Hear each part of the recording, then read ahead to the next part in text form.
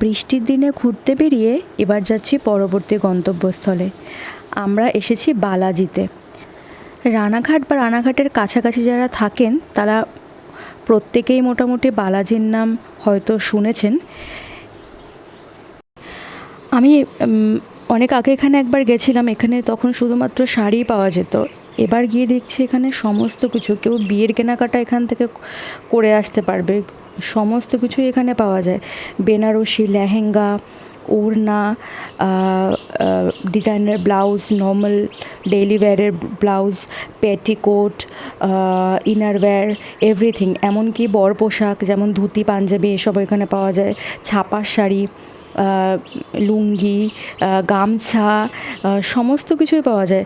এমনকি আমি দেখছি যে এখানে কসমেটিক্সও পাওয়া যায়, বিউটি প্রোডাক্টস, স্কিন প্রোডাক্টস সবই পাওয়া যাচ্ছে।